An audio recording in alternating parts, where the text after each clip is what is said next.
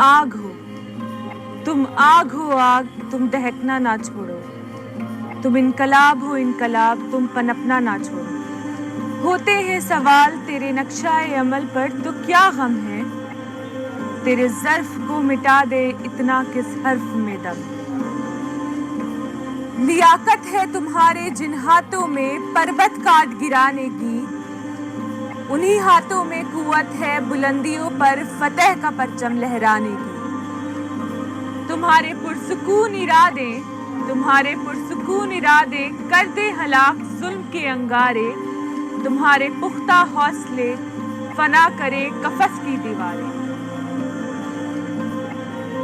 हद भी तुम अनहद भी तुम, हद भी तुम अनहद भी तुम, दयानतदारी की जंग में खल्क की गैरत भी तुम इश्क की बातों से इनकलाब लाती हो।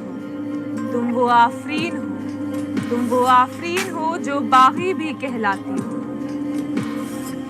है नफीस तुम्हारी खुद एतमादियाँ और अंदाज़े बयां, वो दौरे हरकत दूर नहीं जब होगा फराखी इस जहां में तुम्हारा पयां।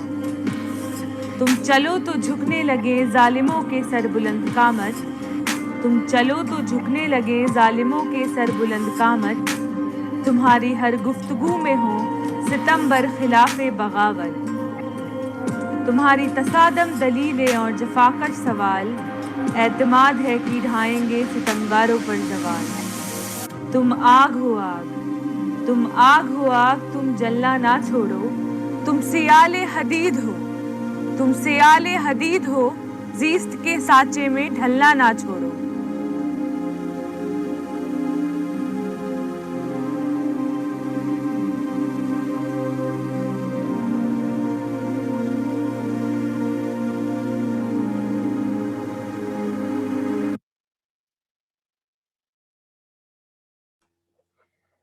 दोस्तों, इतनी सुंदर कविता के बाद जब इस तरह से बात रखने का वक्त आता है किसी के भी ऊपर, तो बहुत ही मुश्किल वक्त आता है।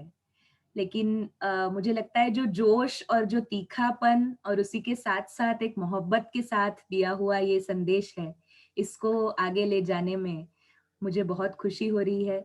हम सब युवा संवाद के साथी 3 तरह के संवादों को आगे ले जाने के लिए पूरे देश भर से अलग-अलग समूहों, तबकों, आंदोलनों, संघर्षों से जुड़े हुए हैं।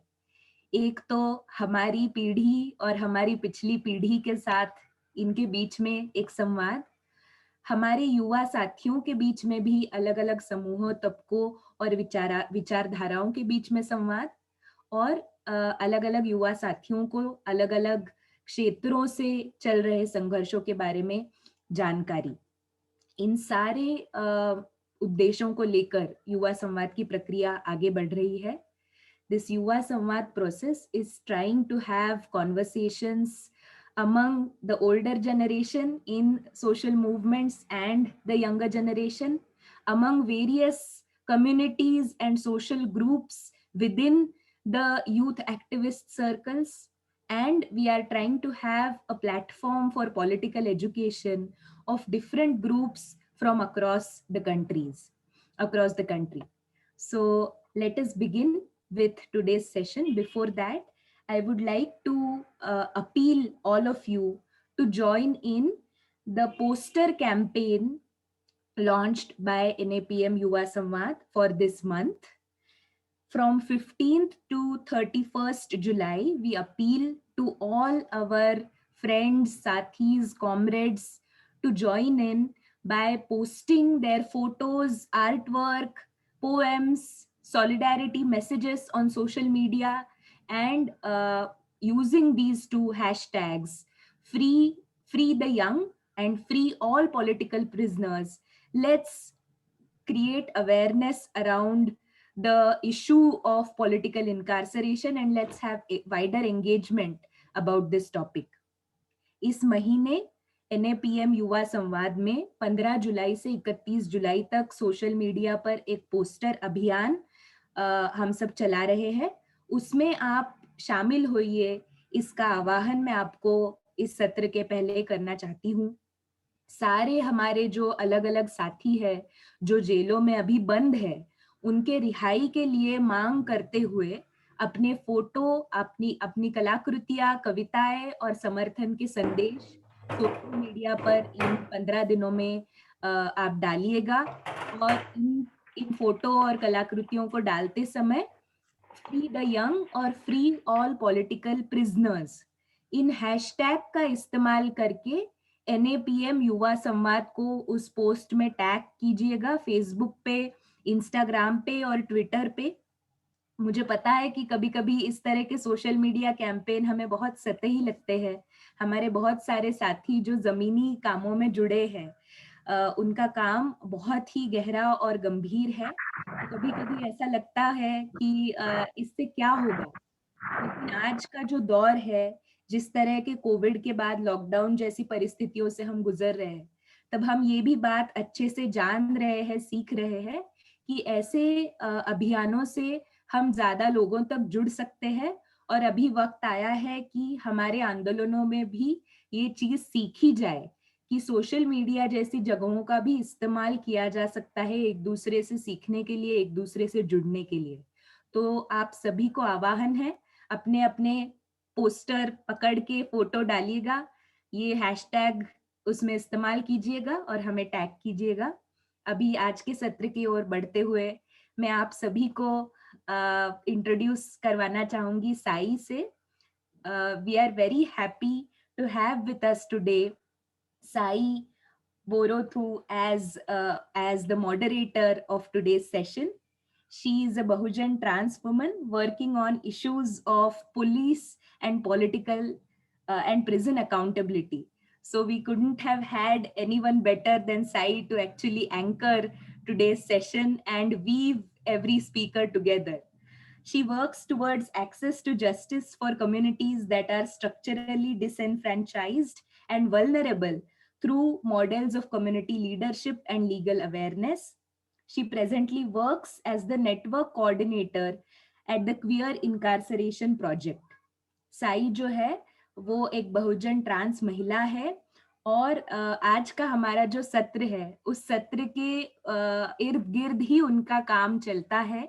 जेलों में जेलों के सुधार, जेलों की परिस्थितियों के बारे में जानकारी लोगों तक पहुंचाना और एक सामूहिक नेतृत्व के जरिए इन सारी चीजों को आगे ले जाना। जो हाशिए पर खड़े तबके हैं, समूह है, लोग हैं, उनको आगे ले जाने का काम साई करती है। तो हमें बहुत खुशी हो रही है आज कि साई हमारे आज के सत्र का संचालन करेंगी। अभी मैं उनके हाथ में इस सत्र का आगे का पूरा डोर दे रही हूँ। साई, आपका स्वागत है। We welcome you heartily. धन्यवाद राही, और NAPM के सारे साथियों का भी धन्यवाद कि मेरे को ये मौका दिया गया कि मैं इस प्लेटफॉर्म पे अपनी बात रख सकूं और ऐसे कई दिग्गजों के साथ मैं ये प्लेटफॉर्म शेयर कर सकूं जिन्होंने आज के दौर में एक पॉलिटिकल प्रिजनर होकर और एक रेजिस्टेंस की जो हमारी ये चली है उसमें जिन्होंने साथ दिया है, हमारा आंदोलनों में जिन्होंने नेतृत्व करा है बहुत किस्म से, उन लोगों के साथ मैं बात कर पा रही हूँ। इस बात की मेरे को बहुत खुशी है। I am very glad that I'm able to share this platform with people who are stalwarts and have been very actively participating in resistance movements against a government that we see turning increasingly fascist. I'll actually start off the session by introducing the topic that we have today. The topic that we are going to be speaking about today largely is about the conditions of prisons, or I would like to actually start talking about this by stating certain facts as to who is it that the prison houses. हमारा, जैसे अभी राही ने हम सबको बताया है कि हमारा जो मुद्दा है बात करने का वो प्रिजन सुधार या फिर प्रिजन के अंदर या फिर जेलों के अंदर की परिस्थितियों के बारे में है। तो मैं एक थोड़ा सा समय लेकर इस बात का विवरण करना चाहूंगी कि कौन कौन से ऐसे समुदाय हैं, कौन कौन से ऐसे तबके हैं जो अभी के सिचुएशन में जेलों में पाए जा रहे हैं और उनकी क्या क्या पॉपुलेशन है, उस बारे में भी थोड़ी बहुत बात करने की मैं कोशिश करूंगी।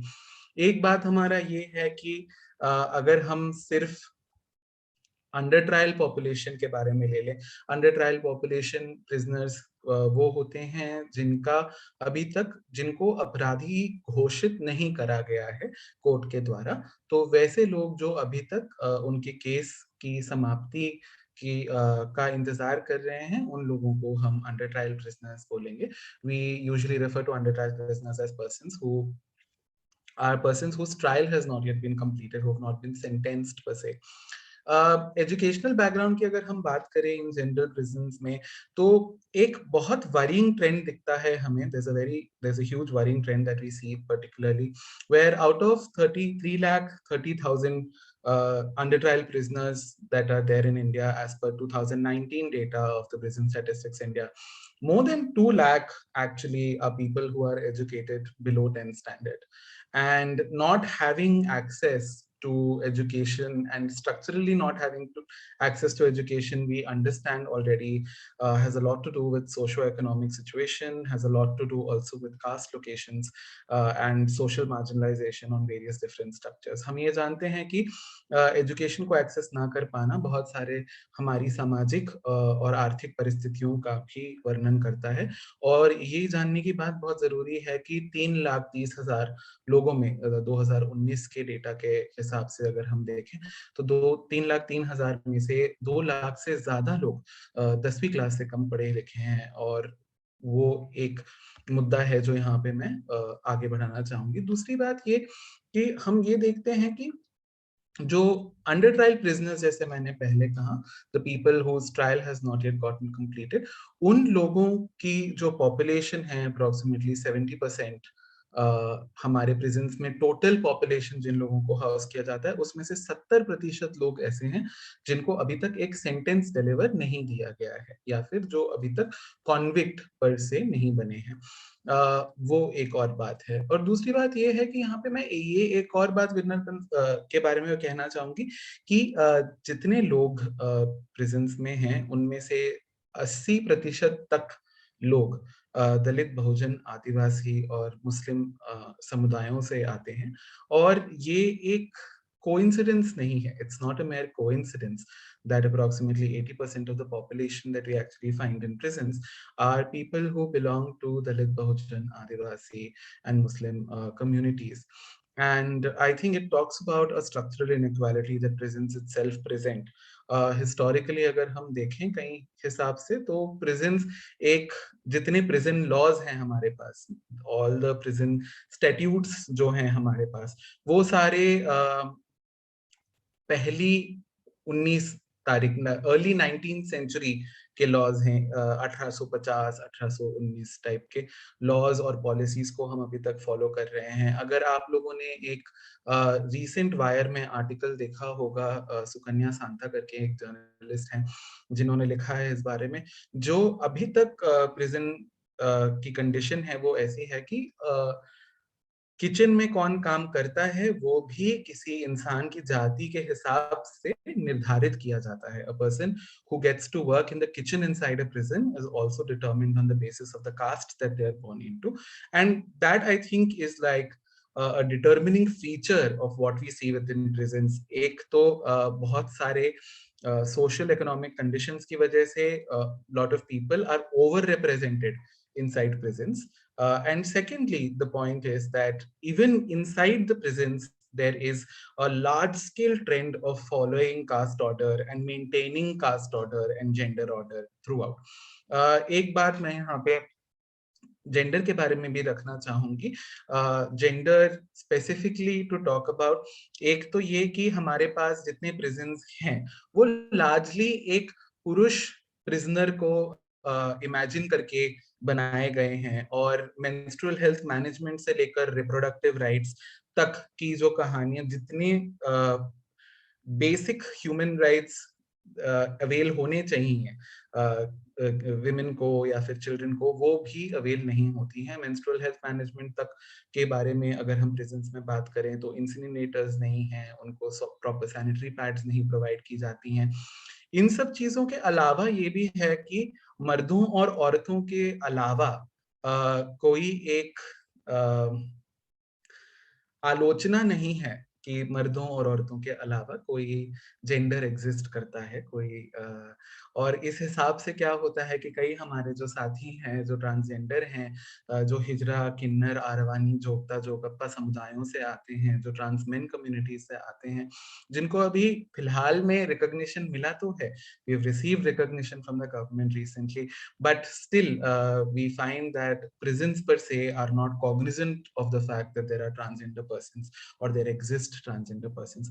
तो इन सारे मुद्दों को कहीं ना कहीं मैं ये समझ रहे हूँ कि हमारे बाकी जो वक्ता हैं, all the panelists that we have here, they will be elaborating on it much more, and I think I'll not take up much more time, and I'm going to introduce the esteemed panelists that we have on board with us today. I'll start with Shiv Kumar. Shiv Kumar ji has been associated with the Mazdoor Adhikar Sanghatan, which has been an active in organizing workers in the Kundli industrial area for several years. Shiv Kumar was a student activist prior to becoming a labor organizer. He and his organization actively mobilized workers during the farmers' movement and called for workers-farmer unity.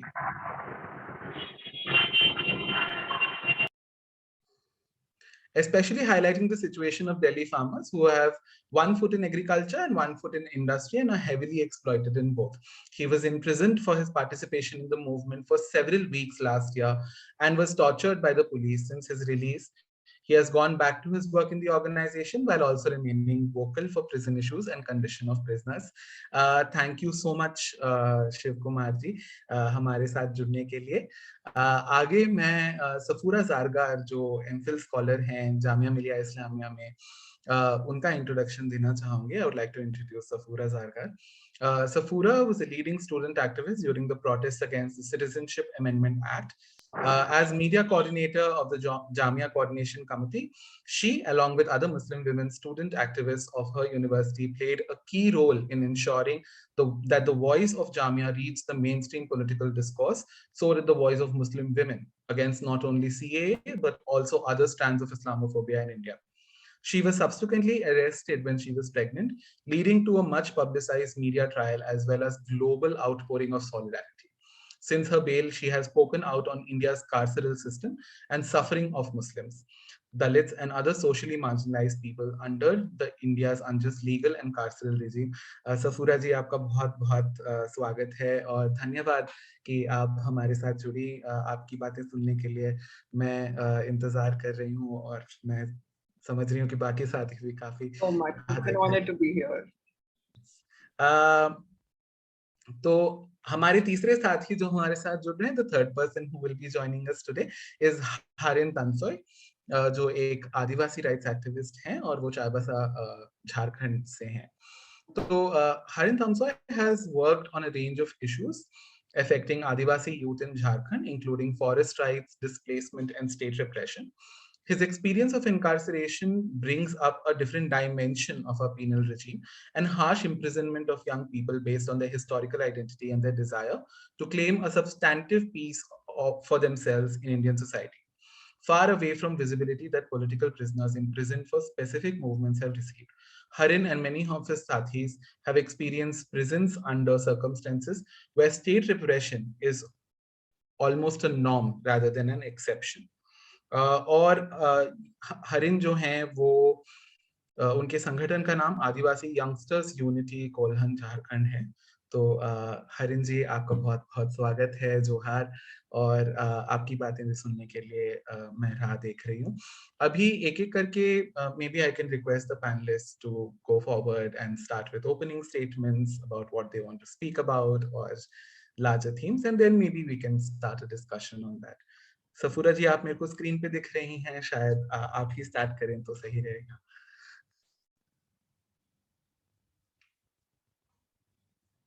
Yeah. Am I audible? Yes. Sai, actually, you said you actually talked about the overrepresentation of some communities in the prison, and that it is it is a very horrifying statistic that we have, और फिर भी इसके बारे में उतनी बात नहीं की जाती है. तो वो मेरे लिए बहुत शॉकिंग था, क्योंकि जब मैं जेल से आई, मतलब जो मैंने वहां पर देखा उसने मुझे बहुत, उस चीज ने मुझे बहुत पर्सनली अफेक्ट किया, जो कंडीशंस मैंने देखी. और आप जिस तरह से बता रहे हैं कि 80% लोग, और आप ये देखिए कि इवन देयर दीज 80% लोग जो मोस्टली आदिवासी माइनॉरिटीज कम्युनिटीज से हैं, दलित्स, these people again, हम सोचेंगे कि ये लोग वहां पर मेजोरिटी में हैं तो the condition would be better, but ऐसा नहीं है, because even the 20-30%, the upper class people from the majority community who are there, they still perpetuate that same, I wouldn't blame them, it's the system like that, right? तो वो जो same system inequality का है वो वहां पर भी उसी तरह से perpetuate किया जा रहा है, right? Because ये लोग वहां पर भी I saw जो fellow inmates थे उन लोगों को किस तरह से when you come into the jail, either you pay up या फिर आप झाड़ू पोछा लगाओ. अब कौन है जो पे नहीं कर पाएगा?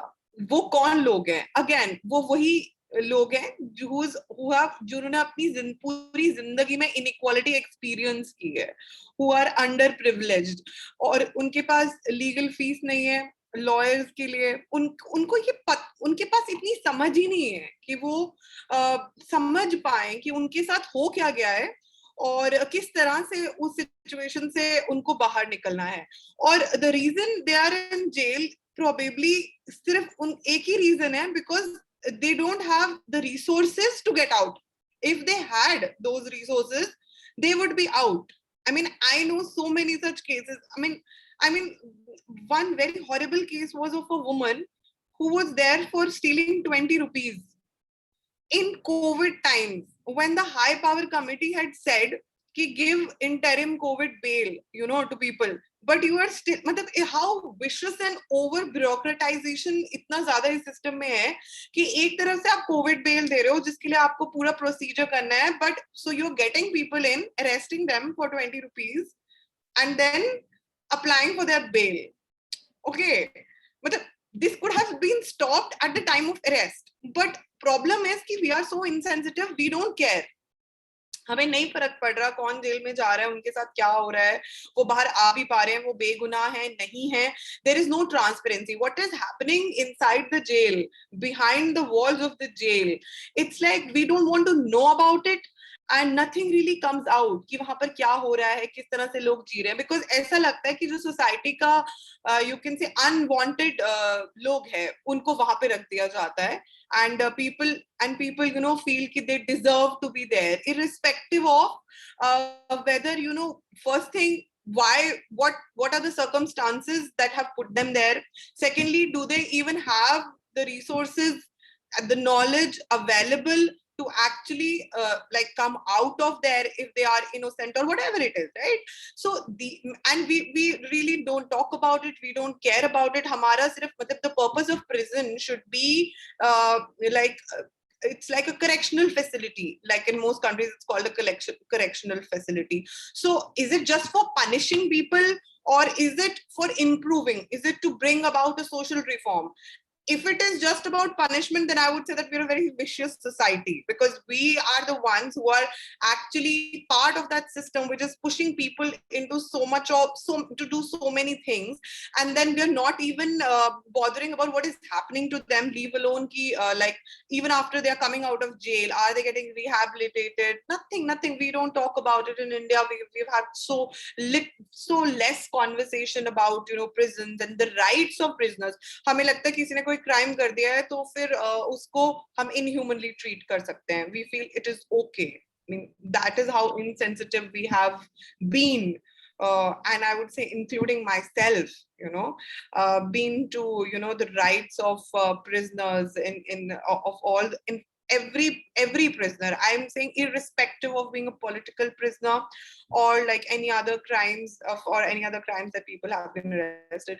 So this woman I was talking about, she was arrested for 20 rupees and her bail bond was 20,000 rupees. I mean, that day, I mean, I couldn't sleep. I was so hopeless because how do you, like, this situation is, the situation is beyond repair in on some of the most hopeless days. मैं ये सोचूंगी कि जो situation है इसको ठीक करने के लिए हमको मतलब we are very far behind, हमें बहुत लंबा सफर तय करना है सिचुएशन को सुधारने के लिए, यू नो।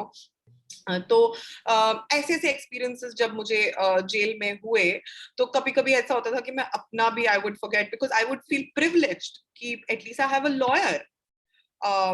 मेरे को एक एप्लीकेशन जेल स्टाफ को देने के लिए 10 लोगों के पीछे नहीं भागना पड़ रहा है, मुझे जेल में झाड़ू पोछा नहीं लगाना पड़ा, ठीक है, बिकॉज मेरे को फैमिली ने पैसे भेज दिए थे जिसकी वजह से I could afford some things from the canteen and I didn't have to do all of these things, I didn't have to work. मतलब पहले तो there was what do you call it exploitation in jail की free में आपको सारा काम करना पड़ता था। इवन नाउ बॉन्डेड लेबर आप कहते हैं जिसको, जो कि बहुत पहले अबॉलिश किया गया, बट उसको अबॉलिश क्या किया है, मतलब they are paying like bare minimum subsistence to these people and I will tell you most of the people that I knew जो लोग इस bare minimum wages पे काम कर रहे थे वो bare minimum wages भी अपने घर पे भेजते थे, you know, and they उनके पास इतने पैसे भी नहीं होते थे कि मतलब कि वो एक साबुन खरीद सके। So first day when I went to jail मुझे एक आधा साबुन मिला था, एक टूथपेस्ट, और so and आपको पूरा महीना उसी में survive करना है। तो ये सब चीजें जब मैंने देखी तो मतलब I think I decided कि one thing that is going to stay, I mean whatever I do in life, but throughout I am never going to let go of talking about this. Yes. So that is why I mean I'm very passionate about this topic. I want to speak about it. I want people to know about it. You know, मैं चाहती हूँ कि ये debate जो है एक about the prison, you know, ये एक mainstream debate बनना चाहिए। जो अभी लोग इसको मतलब they don't want to talk about it. They feel कि no, there are you know bigger problems to discuss and all of that. I mean, I feel कि these are human lives जो लोग अपने मतलब 6-6 साल जिंदगी के जेल में बिता देते हैं, एक एक दिन इस होप में काटते हैं कि शायद कल हमारी रिहाई हो जाए, बट वो रिहाई नहीं होती है, and that is how they spend. So there was this prisoner who told me कि जब मैं इनिशियली आई थी तो मैं बहुत रोती थी, मतलब they tell कि how emotionally they have evolved and कितना mental anguish उनने feel किया without any help, right? When during my first 10 days when I was in solitary confinement, there was a suicide right opposite to my cell, you know. This woman was in such I mean she was in a dreadful condition. मतलब ऐसे लग रहा था कि उसको बहुत मारा पीटा है, और she was all black and blue and उसने already suicide करने का कोशिश किया था पुलिस थाना में भी, पुलिस सेल में भी, but even then she was not given, you know, पहरा नहीं लगा था उसके सेल के बाहर, बिकॉज सबको पता था कि देख के पता चल रहा था कि प्रिजनर है, उसकी मेंटल कंडीशन ठीक नहीं लग रही है, एंड उसने अपने आप को रात में 1 बजे के करीब मतलब आई थिंक वो पहले ही हो गया था, बट 1 बजे के करीब पता चला कि उसने एग्जॉस्ट फैन से I'm sorry if it's triggering for people, I should have given a trigger warning, but उसने एग्जॉस्ट फैन से मतलब लटक के अपनी जान दे दी, और उस पे मतलब I mean the callousness, the casualty, मतलब किस तरह से casually लिया जाता है, the casual attitude of all the authorities involved in it, be it the police, be it the prison, be it the civil society at large.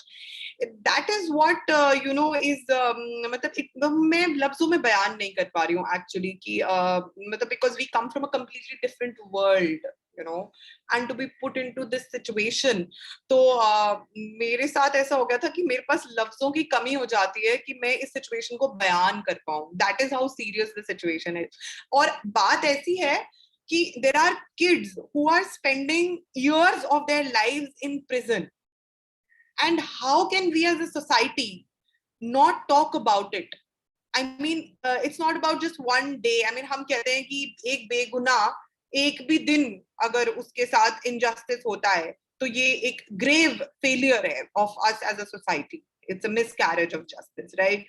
और यहाँ पर बच्चे सालों साल जेल में गुजार देते हैं सलाखों के पीछे, राइट। और हम लोग मतलब कोई उसके बारे में बात भी नहीं करता है। देयर इज नो ग्राउंड पे आप देखेंगे तो हार्डली लाइक बहुत कम लोग होंगे जो इसके बारे में बात करेंगे। Even at policy level we would see very few people talking about it and raising awareness about it. So I would just like to thank NAPM that for initiating this conversation, along with the conversation about UAPA, about the political persecution of activists and writers and authors that is undergoing in India, the clampdown on dissent and free speech. Definitely, these are definitely important issues, but equally important is to know what is happening inside our prisons. And I feel that we at our ends should focus more on initiating more of such conversations and bringing this whole debate into the mainstream. That's all for now, Sai. Thank you so much Safoora ji. मैं हिंदी में थोड़ा सा अनुवाद करने का प्रयास करूंगी जो सफूरा जी ने बोला उन सब चीजों का। तो आई थिंक मैं इंग्लिश में अनुवाद करने की कोशिश करूंगी।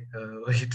So overall what Safuda ji has been trying to say is that the prison conditions are abysmal, and her own experience is testimony to her own understanding of prison conditions at present. And she talks about how the fellow inmates that she interacted with while she was in prison almost seemed to be in that state for no reason of theirs at all.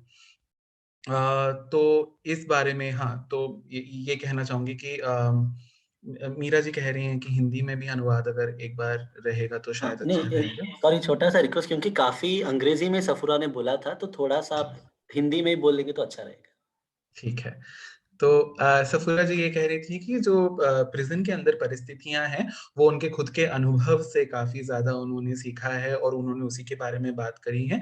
वो बात कर रही थी कि कैसे prison के अंदर काफी सारा भेदभाव होता है और एक हद तक जिस तरह से एक कैदी को ट्रीट किया जाता है, कि उनके साथ जिस तरह का व्यवहार होता है वो उनके सुधार के हिसाब से नहीं होता है, वो उनको एक पनिशमेंट देने के नजरिए से उनके साथ सारा व्यवहार किया जाता है। और वो कह रही हैं कि इसका क्या फायदा होगा उसके बारे में हमें थोड़ा सोचने की जरूरत है। वो बाकी जो साथी जिनसे वो मिली जेल में, वो बता रही थी कि एक इंसान है जिनको 20 रुपए की चोरी के लिए 20,000 का बेल बॉन्ड देने की जरूरत पड़ी। और बहुत सारे ऐसे साथी हैं जिनके पास लॉयर की सुविधा नहीं है, जिनको घर से पैसा नहीं आता है, जिनको वो जो थोड़ी बहुत कमाई वो वहां पे करते हैं उसको भी घर वापस भेजना पड़ता है।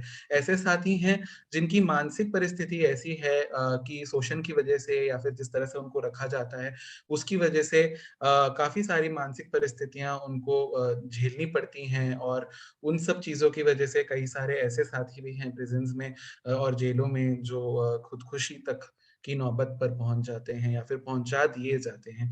तो इस बारे में सफूरा ने बात रखी है।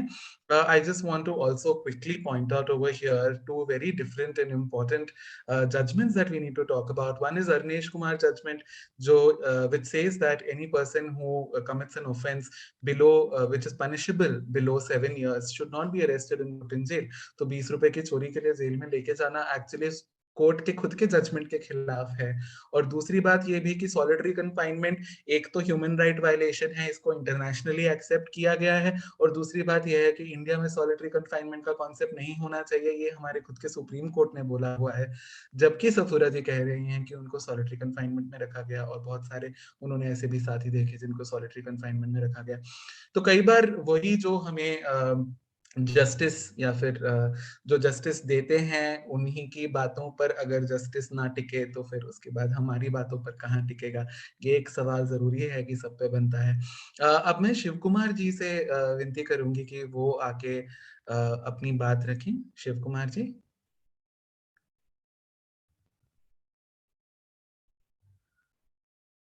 आप म्यूट पे हैं। शिव कुमार जी एक बार अनम्यूट कर लीजिएगा।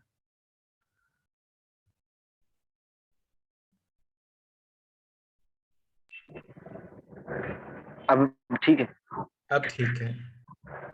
मतलब मैं 2015 में भी जब जेल में गया था तो उस दौरान भी मैंने कुछ चीजें देखी थी जो मतलब जेल के अंदर होती है, जो सुफराज जी ने बताया कि भाई काम करवाना है, झाड़ू पोछा करवाना। और जो पहले दिन जो फर्स्ट टाइम पहली बार जेल में गया है वो उससे झाड़ू का काम करवाना, मतलब कोई मर्डर का चार्ज में गया है तो उससे उसका देख लेते बैकग्राउंड, फैमिली बैकग्राउंड क्या है, उसका पैसा आ रहा है नहीं आ रहा है, उस तरीके से रहा है। और जब बैरिक के अंदर भी मतलब जिसका खर्चा नहीं आता है उससे काम कराया जाता है, झाड़ू पोछा मालिश कराई जाती है, उसको गालियां दी जाती है माँ बहन की। मतलब जो जो लोग गरीब फैमिली के जेल के अंदर जाते हैं वो तो पूरा एक गुलामों की तरह जिंदगी जीते हैं। और जो अभी इस दौरान मैं गया हूँ इस टाइम भी बहुत कुछ चीजें मेरे सामने आई है। मतलब जेल के अंदर हम बोलते हैं ना कि जेल में सुधार होता है, जेलों में क्राइम कम होता है जेल में जाने से। तो मेरे सामने जेल के अंदर भी मर्डर हुआ है। जिस जेल की हम बात कर रहे हैं कि भाई वहां पे क्राइम हो रहा है, तो वहां पे भी जेल के अंदर भी क्राइम हो रहा है, कोई सुधार नहीं हो रहा है जेल के अंदर भी। और जो वहां पे दबंग है, जो वहां पे दबंग है वो लगातार जो गरीब फैमिली के बच्चे वहां पे जेल के अंदर जा रहे हैं उनको दबाया जा रहा है। और इस तरीके से लगातार इस तरीके से मेरे सामने देखने को मिला।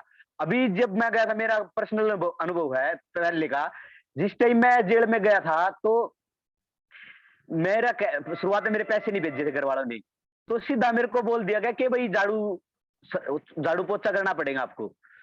तो मैंने उसके बाद बात की जो साथी मेरे साथ अरेस्ट हुए थे उस टाइम पे कि भाई मेरे को ऐसा बोला जा रहा है। तो मैंने बोल दिया भाई मैं नहीं कर सकता, मैं झाड़ू पोछा करने नहीं आया, मैं कोई क्राइम करके नहीं आया हूँ, मैं समाज के लिए काम कर रहा था, समाज सोशल एक्टिविस्ट हूँ, मैं क्यों काम करूं। उनके साथ बहस हुई, झगड़े की नौबत भी आई। तो वहां पे उसके बाद मेरे बैरिक चेंज करवाया अपना, गोल चक्कर मतलब चक्कर इंचार्ज होते वहां पे जो पुलिस वाले होते हैं उनसे जाके मैंने वो बैरिक चेंज करवाया। जब एक चीज हो रहा है, मतलब मैं पॉलिटिकल प्रिजनर था इसलिए मेरा बैरिक चेंज कर दिया, कुछ रिश्वत ना लिए। और कोई जो कैदी वहां पे बैरिक चेंज करवाता था उससे एक बीड़ी का बंडल पूरा आता है, पूरा मतलब पैकेट आता है बीड़ी का बंडल, उसको देना पड़ता है मतलब बैरिक चेंज करवाने के लिए भी। और अब लॉकडाउन के अंदर भी मतलब 2 महीने लगभग क्वारंटाइन कर रहे हैं, 2-3 महीने से पहले मुलाकात नहीं हो रही। मेरी मुलाकात भी मतलब इतना लेट हुई है घर वालों से, कुछ कह नहीं सकते। मतलब लगभग 1 महीने बाद मेरे घर वालों से मेरी मुलाकात करवाई गई थी। और जो चीजें लगातार सामने आ रही है, जो आगे प्रशासन है, जेल प्रशासन है, वो भी पूरा रूडली व्यवहार करता है। जो नया जाता है उससे जाते ही सफाई करवाता है, और कैदी तो करवाते ही है। जो वहां पे बैरिक के अंदर नंबरदार बनाया जाता है, कोई रेप करके गया है तो उनको पीटते हैं, उसको उनको गालियां देते हैं। मतलब जेल का जो जेल की हम बात करें, मेंटली हरासमेंट भी जो मतलब मेरे साथ भी हुआ। मेरे से पूछा गया क्या करके आया है, मैंने बताया भाई ये केस है, मैं मजदूरों की दिहाड़ी लेने की, मजदूरों की वेतन के लिए कंपनी के सामने धरना दे रहे थे, तो वहां पे पुलिस ने हमारे साथ बदतमीजी की और उस दौरान मुठभेड़ हुई, मारपीट हुई पुलिस के साथ। तो मेरे साथ इतना कुछ नहीं हुआ। जो मेरे साथ में ही कुछ लोग जेल के अंदर आए थे वो चोरी के केस में, उनके साथ भद्दे से भद्दा मजाक करना, माँ बहन की उनको गालियां देना, उनसे काम करवाना, इस तरीके का व्यवहार रहा। और जो एक व्यवहार है ना, जो मतलब जो लोग लगातार मर्डर करके जेलों में जा रहे हैं, वो पूरा एक दबाते हैं, वो लोगों से पैसे वसूलते वहां पे कि भाई मेरे को सामान दिला, मैं चलाऊंगा तेरा खर्चा, आप मत चलाओ। मतलब ये चीजें बहुत चीजें। और एक खाने की बड़ी दिक्कत है वहां पे सोनीपत जेल की, जो मैं बात करूं, सोनीपत जेल के अंदर जो खाना है ना उसको पशु भी ना खाए ऐसा खाना है। वो मतलब दाल आ रही है तो उसमें दाल नहीं है, पानी पानी है, मतलब पानी पानी, मतलब तरी है बस। और रोटी है पूरा सूखा सूखा रोटी है, मतलब पशुओं जैसी, जैसे पशुओं को डालते हैं। मतलब लगातार मैंने फर्स्ट दिन नहीं खाया, मैंने विरोध किया तो मेरे लिए गरम रोटी लेके आने लगे वो कि भाई इसको अलग दो। मतलब उन लोगों को पता चल गया था कि भाई ये इस तरीके से केस में आया है और इसका इशू पूरे देश के अंदर लोग इसकी रिहाई की मांग कर रहे हैं। तो मेरे साथ उन्होंने कुछ कुछ ठीक व्यवहार किया। और एक और मैं अपनी पर्सनल एक्सपीरियंस बताऊं जेल के अंदर का, इस दौरान जो अभी जनवरी के अंदर में 16 जनवरी को मेरी गिरफ्तारी हुई थी, उसके बाद का जेल में 2 तारीख को गया था। तो वहां पे एक क्रिमिनल था, वो एक गैंग का लीडर था। वो मेरे को बोल रहा है कि तेरे को लीडर बनाएंगे, मतलब तेरे को फांसी देंगे यहाँ पे। मतलब मेरे को डरा रहे हैं, दबा रहे हैं कि ये दब जाएगा तो हमारे नीचे काम करेगा। इस तरीके का लगातार मैं सामने देखने को मिला मेरे साथ। हॉस्पिटल में मैं जब मेरा पैर में फ्रैक्चर आया, मेरा इलाज हुआ, तो हॉस्पिटल में गया, वहां पे भी मेरे से डिमांड करी कि राशन दिला दे हमें, हम तेरा खर्चा चला देंगे। मैं भाई नहीं, जो जेल का खाना मिलेगा वो मैं खाऊंगा। तो इस तरीके से रहा मैं। और मेंटली जो हरासमेंट है वो एक किसी भी टाइम चेकिंग करना, मतलब जेल के अंदर आप सोच सकते हैं हम क्या, कोई हथियार तो लेके नहीं बैठ सकते जेल के अंदर, कुछ इस तरीके की कोई चीजें हो नहीं सकती। रात को 12 बजे आगे चेकिंग है भाई, बस जो बिस्तरे वो इधर उधर फेंक गए उसको बिछाओ, फिर सुबह 4 बजे आगे। मतलब इस तरीके से मेंटली हरासमेंट कर रहे हैं। मतलब जो एक खुली बंदी 6 बजे होती है शाम को, और जो खुलते हैं ना, मतलब खोलते हैं तो मतलब जब बाहर निकालते हैं बैरक से, उसका टाइम था 8 बजे। तो जो क्वारंटाइन थे उनको तो बाहर भी नहीं निकालते थे, उनको तो अंदर ही रखते थे। मतलब कोरोना का इतना डर फैला दिया कि कोरोना कोरोना। उस बैरिक में, एक बैरिक में जहाँ पे 50 लोग रुकने की जगह है, वहां पे 70-80 लोग रुक रहे हैं। तो वहां पे कोरोना का नहीं फैल रहा, इस तरीके से रहा है। और मैं बस यही।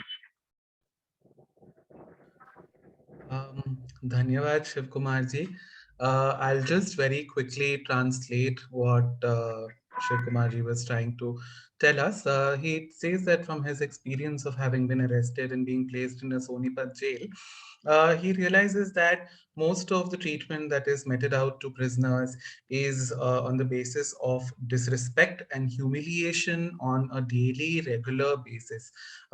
उनके आत्मसम्मान को हर बार ठेस पहुंचाने की एक कोशिश रहती है, कैदियों के आत्मसम्मान को ठेस पहुंचाने की हमेशा एक कोशिश रहती है, उनका निरादर करने की हमेशा कोशिश रहती है, to humiliate them and create non-humans out of people who are otherwise living full-fledged lives. And secondly, he also talks about how within the prison, maintenance of order itself is an issue where a number of people engage in illegal activities and so on and so forth. So the question of reformation and restoration, where does that come in and how does that play out, is a question that Shiv Kumar was asking. Secondly, he's also talking about the basic living conditions inside prisons.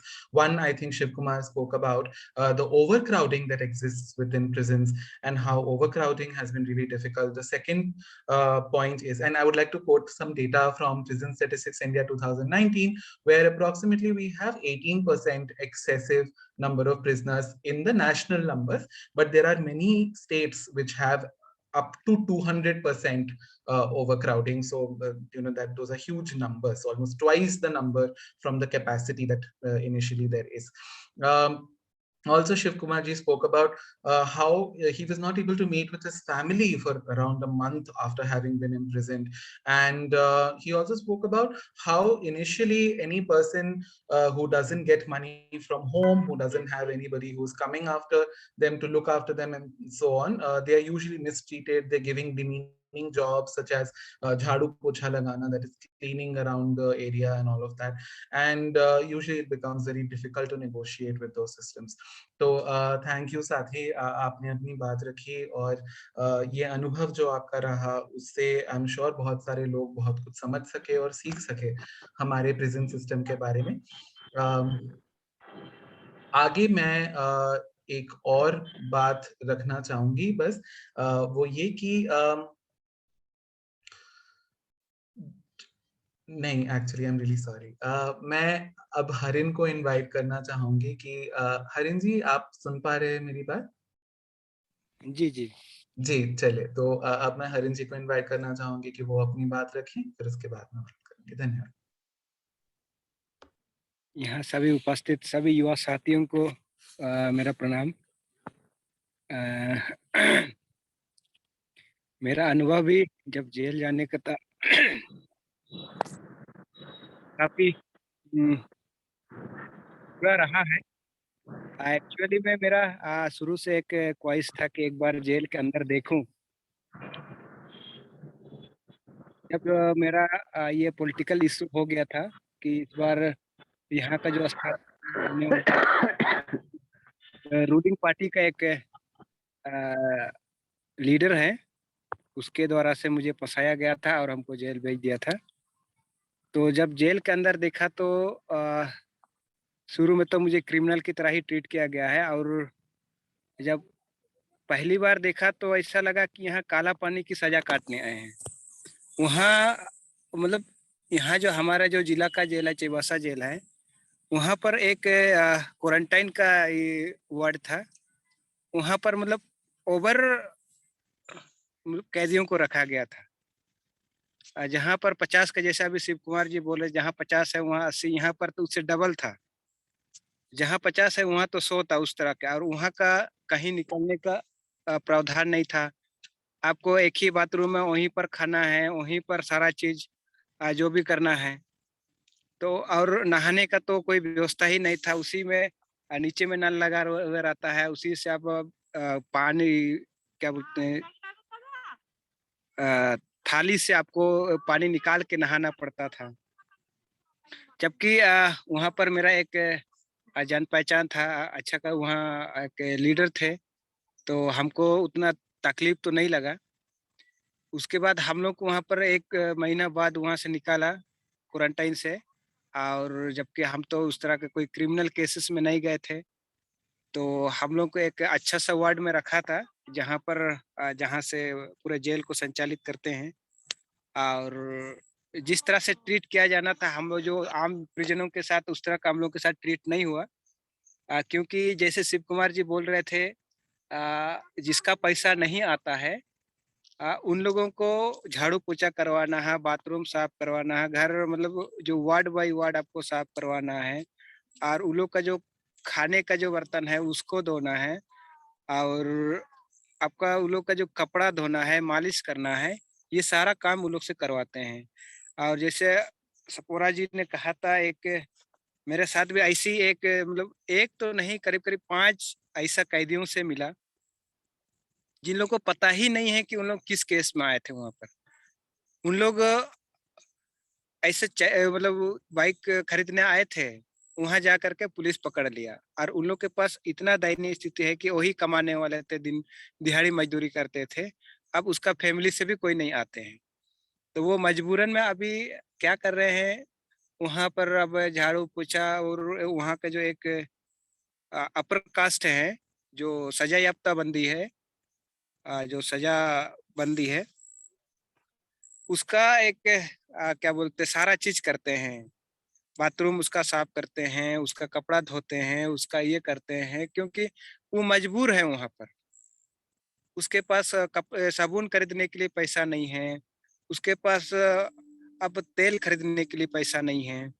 तो ये genuine जो ये है, उस सब चीज के लिए बिल्कुल भी वो मजबूरी है। और उसके पास मतलब लॉयर नहीं है, सरकारी लॉयर है वो।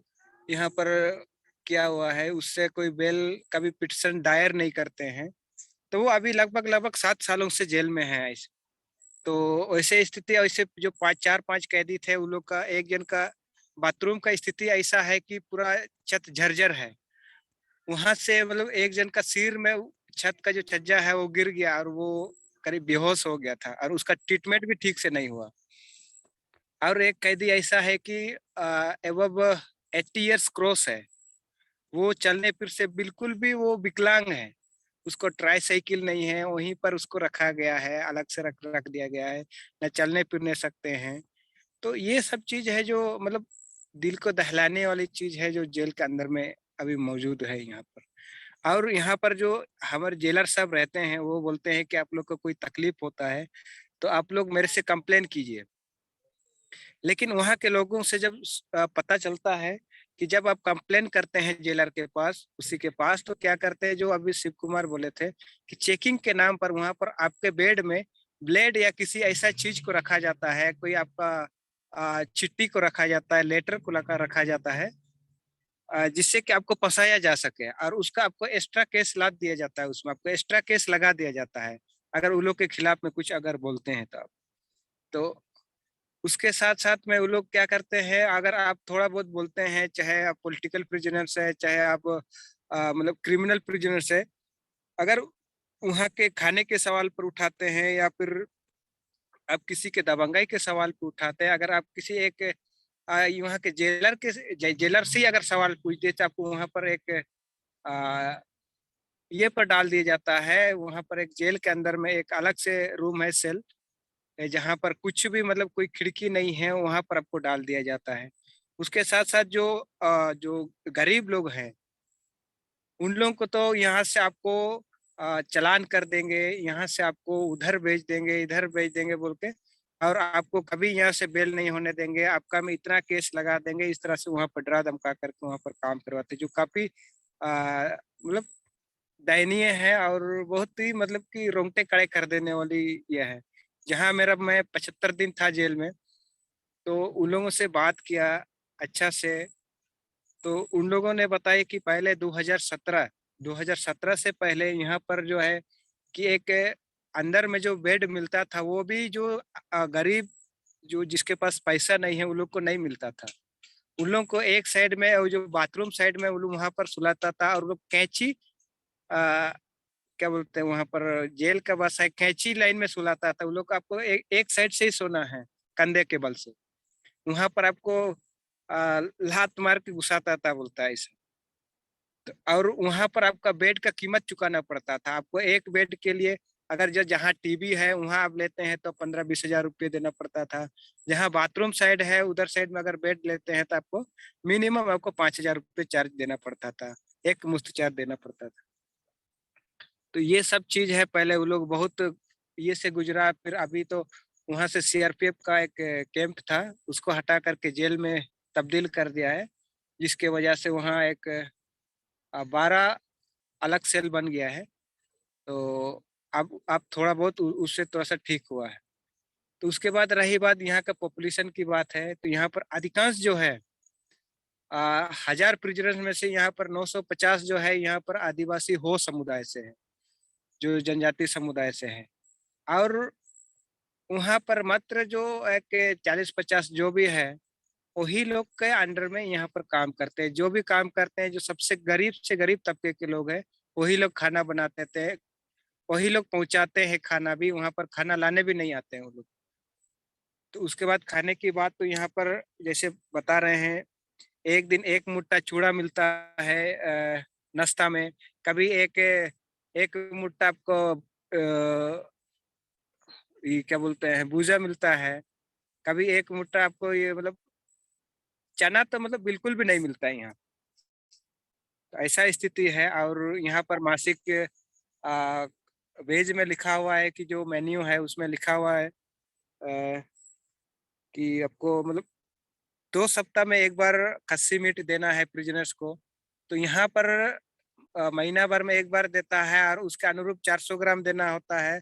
उसके अनुरूप भी नहीं दिया जाता, 400 नहीं 200। वहां पर 2 पीस दे करके तमा देता है, ऐसे ही खत्म कर देता है। तो इस तरह से मतलब बहुत सारी कमियां हैं वहां पर, जो इसके लिए अभी हम लोग एक पिटिशन भी फाइल किए हुए हैं कि वहाँ का क्या क्या मेन्यू है, क्या क्या आप जेल में क्या क्या आप दे रहे हैं।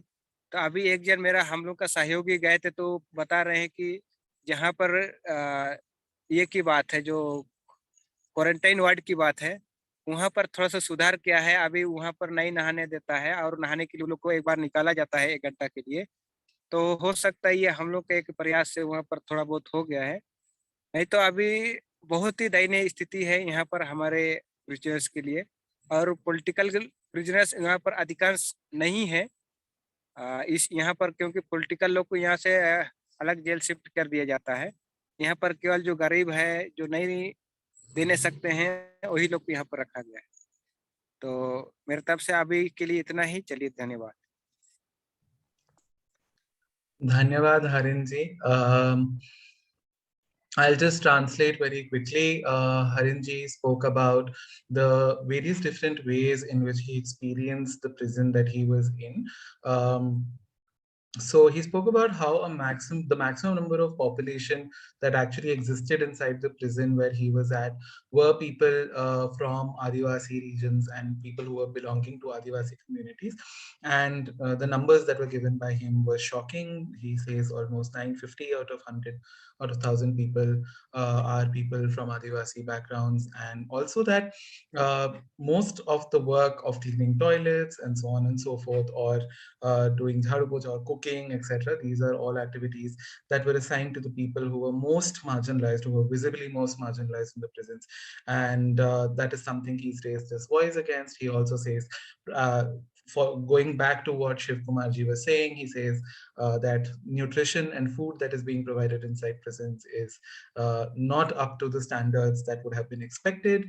And that is something that he's also filed a case regarding, and he hopes that that will change eventually. Also, he speaks about how people with disabilities or people who require special access of either wheelchairs or otherwise other access mechanisms, none of those are made available inside prisons, and it is very difficult for people who are living with either long-term illnesses or otherwise conditions which restrict their mobility or ability in general to navigate their space around prisons. Also talks about, I think, following back from what Safura ji was saying, कि जैसे ही वो आई थी prison में तो उनको आधा साबुन दिया गया था, और हरिन जी हमें ये भी बता रहे हैं कि बाथरूम जो होते हैं, most of them were shared bathrooms, and it was really difficult to find space and be able to privately,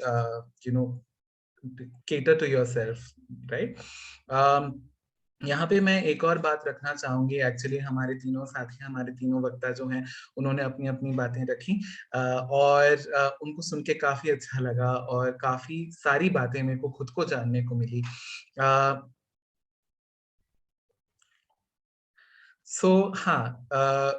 एक और बात यहाँ पे मैं ये कहना चाहूंगी, जो शिव कुमार जी के बोलने के बाद मेरी जुबान तक आकर एकदम से रुक गया, पता नहीं कहीं खो गया, वो ये था कि किस बेसिस पर हम ये कहते हैं कि कोई एक कैदी डिजर्व करता है कि वो प्रिजन के अंदर रहे। क्या वो सोसाइटी को एक रिस्क पोज करते हैं?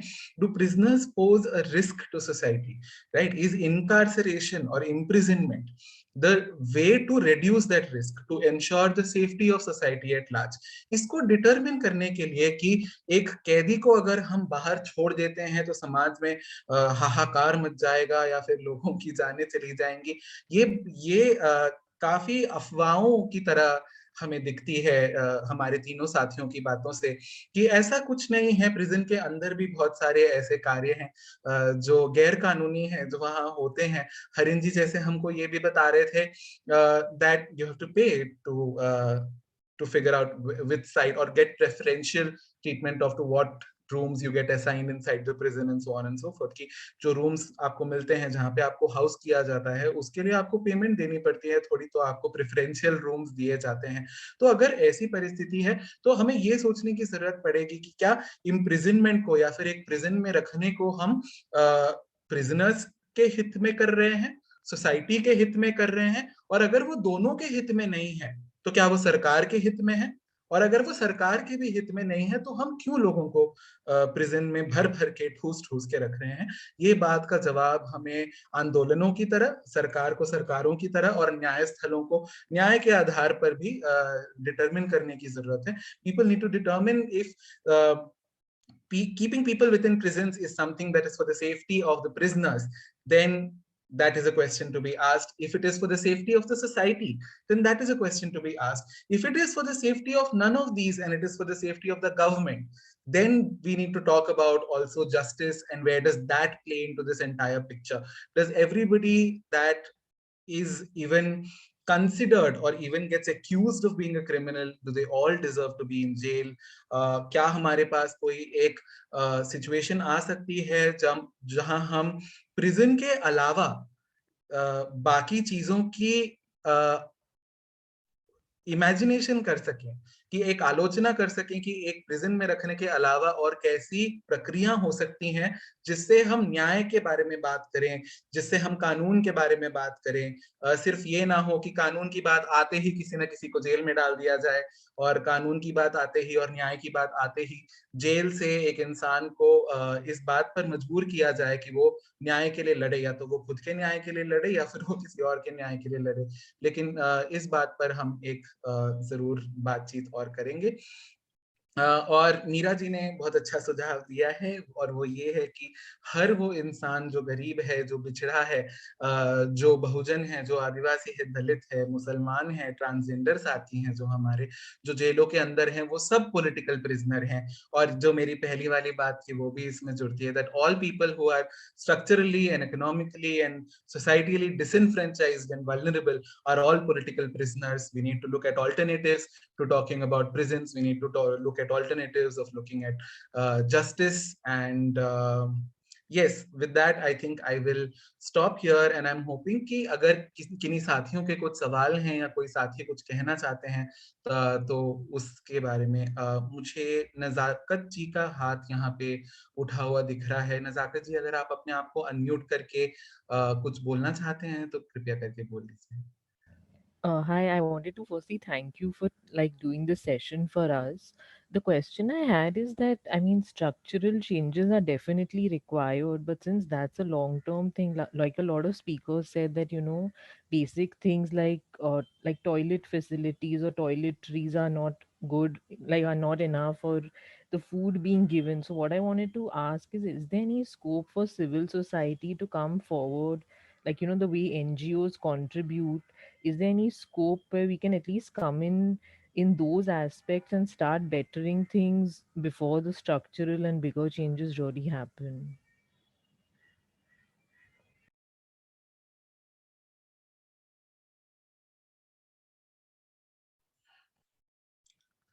Was that question directed to any one of the panelists particularly, or would any of the panelists want to take initiative of answering that question? अगर कोई भी हमारे जो वक्ता हैं वो इस सवाल का जवाब देना चाहेंगे, मैं उसका हिंदी में एक बार अनुवाद कर देती हूँ। वो ये कह रहे हैं कि जो बड़े बड़े मुद्दे हैं कि क्या प्रिजन एग्जिस्ट करने चाहिए, प्रिजन की कंडीशन के बारे में, वो सब बड़े मुद्दे बगल में रखते हुए जो छोटी छोटी चीजों का, जो छोटी छोटी दिक्कतों का सामना करना पड़ रहा है कैदियों को, जैसे खाना ना मिलना या फिर साबुन वगैरह ना मिलना या फिर बाथरूम की सेवा ना होना, ओवर क्राउडिंग, इनके बारे में क्या कर सकते हैं उसके बारे में ये बात रख रहे थे। और सिविल सोसाइटी जो ऑर्गेनाइजेशंस हैं वो किस तरह से इसमें सहायता कर सकती हैं उसके बारे में पूछ रहे हैं। Over to the panelist. मैं बताना चाह रहा हूँ, मतलब जब एक तो इसका ना ब्यौरा होना चाहिए, जिस मतलब पूरे भारत के अंदर जेलों की डाइट क्या है, कितना पर डे का डाइट है, हिसाब है, और कितना उन लोगों को खाना दिया जा रहा है, मतलब सुविधाएं, इतनी टॉयलेट की सुविधा, टॉयलेट इतने गंदे टॉयलेट होते हैं उनमें मतलब यूज नहीं कर सकते। उनका एक आरटीआई के जरिए चीजों का पता करना चाहिए कि भाई कितने लोगों, कितने मतलब पर बंदे के हिसाब से कितनी डाइट और कितना बजट आता है जेल के हिसाब से। तो इसका हमें ये कर सकते हैं एक सामाजिक तौर पे। मैं बस यहाँ पे एक छोटी सी बात जोड़ना चाहूंगी कि आप अगर देखेंगे तो जितने प्रिजन मैनुअल्स होते हैं, हर प्रदेश का अपना एक प्रिजन मैनुअल होता है, और वो प्रिजन मैनुअल में एग्जैक्टली कितने कैलोरिफिक नीड्स होती हैं कैदी की, उन सबका वर्णन किया गया है। और उसके अलावा जो राज्यों के प्रिजन मैनुअल से उसके अलावा मॉडल प्रिजन मैनुअल करके मिनिस्ट्री ऑफ होम अफेयर्स का एक है जो भी इसका वर्णन करता है। I just wanted to say that there are state prison manuals which talk about these standards. Whether it is being implemented can be monitored by civil society, and there are also international standards for this, and there are also national standards in the form of the model prison manuals that is released by the Ministry of Home Affairs, which to a certain, like not in other things, but to a certain extent in this way is applicable with international standards as well. Safoora ji, आप कुछ कहना चाहेंगे? what I felt was something that could be done immediately, and and could drastically improve the situation would be having eyes on the jail, right? So our problem is basically that we don't know what is happening there. Okay, there is no transparency. There is no, there is not at a level of organization also, which is, acting, you can say, as a watchdog, which is supervising and all of that, an independent organization. Civil society is not. So earlier, I think journalists and NGOs, they were even working in jails, because I also spoke to some inmates who've been there for the last 10 years, 8, 9, 10 years. They told me that earlier things were a little, in terms of the situation right now in jails, it is really, really bad. It's instead of improving, it has gone worse. So first thing would be to restoring it to the, at least jahan par hum pehle the, where we were previously. So they said that it was not that bad, NGOs would come, programs would be organized, and all of these things would happen, especially in Tihar. And I mean, other jails, so I'm sure none of this would happen, they're mostly neglected. Tihar, which is called as Asia's best jail. So yeah, that jail. So they had all of these things, and even civil society organizations were allowed inside. Journalists were allowed inside. So what that allows us to keep eyes, on the jail. That is completely missing right now, and that even in Corona times, and we don't know till when this pandemic is going to last. Okay. And then there is no supervision of what is happening in jail, whether all the protocols are being followed, what do the people feel, what are the problems that they face, sanitization issues, all of these issues, whether the people. And also, when I feel that when a new prisoner goes to the jail, I think there has to be a mandatory thing about informing the prisoner about their rights, educated them in the language that the prisoner understands, right? That is definitely not happening, because what our perception is that now you've been thrown into jail and you cease to be a human. I mean, you have to do everything obviously you have to obey the rules, right?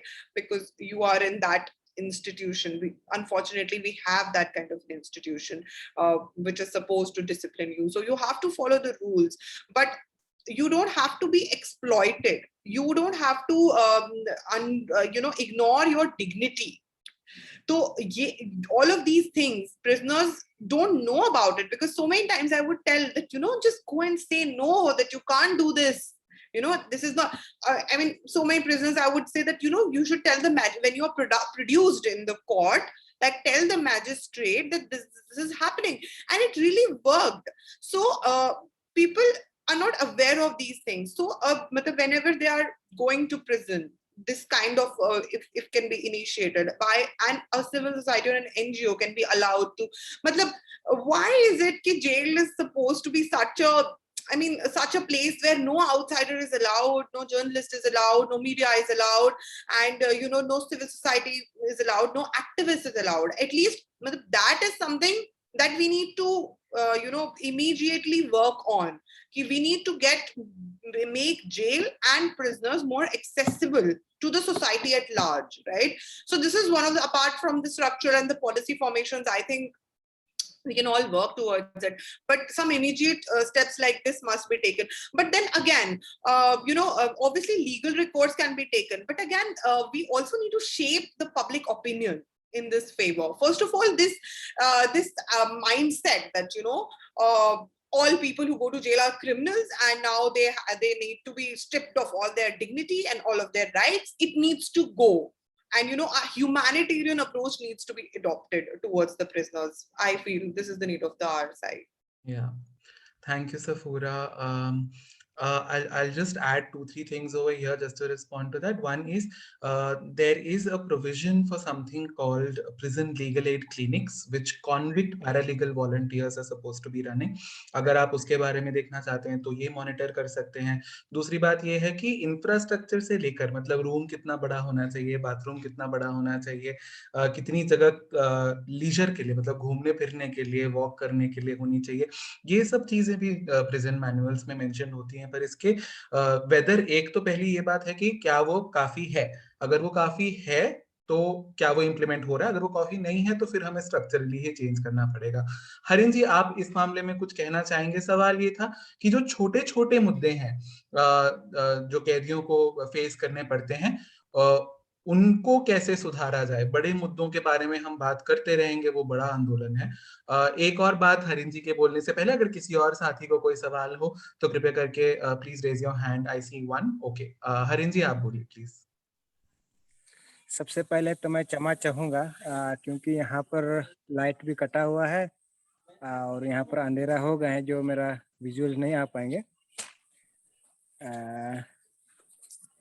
हाँ, इस मुद्दे पर सबसे पहली बात है कि यहाँ का जो जेल का स्थिति है कि अंदर की जो बातें हैं वो बाहर जाने नहीं देते हैं। मतलब आपको एक चिट्ठी भी लिखना होगा तो आपको चिट्ठी लिखने का नहीं दिया जाता है। अगर आप किसी तरह से, आपको कोई पेन पेपर नहीं दिया जाता है।